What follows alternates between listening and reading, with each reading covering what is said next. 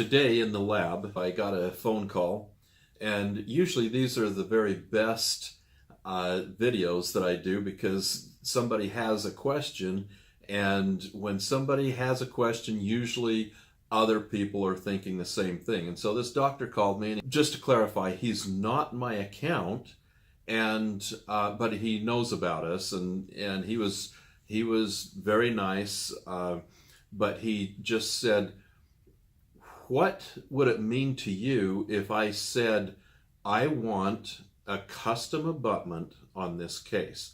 And actually, he wanted 2 custom abutments on this case.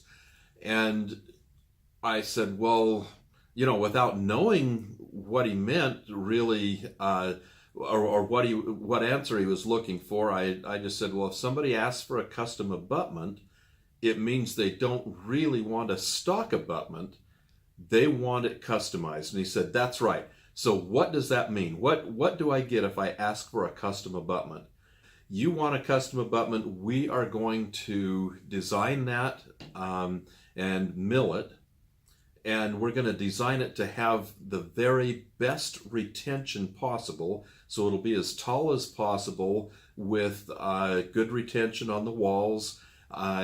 We're going to design it with the ideal emergence profile.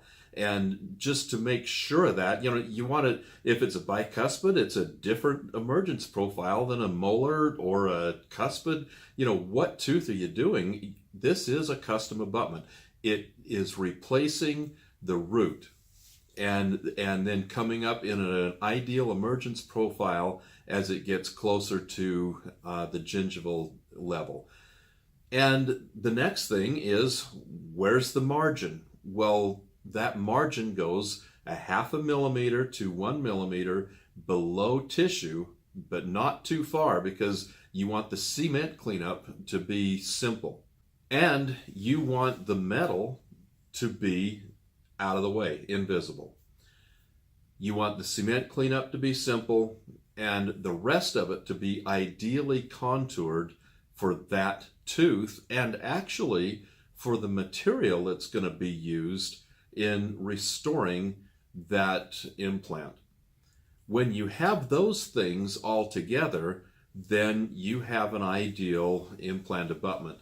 And what he had and what he was so upset about, the lab was calling it a custom abutment, but they had taken stock abutments and ground on them to try to idealize them, but they were still, the margin on that abutment was still almost 4 millimeters subgingival, and there were a lot of other problems. Plus it was a cylindrical shape, so the contour was all wrong.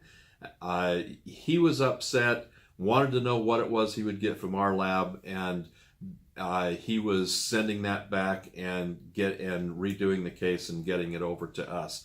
And so on the one hand, I felt bad that we're still in dentistry not where we should be.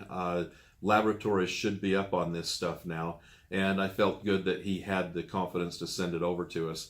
So the difference between a stock abutment and a custom abutment. Have a good day.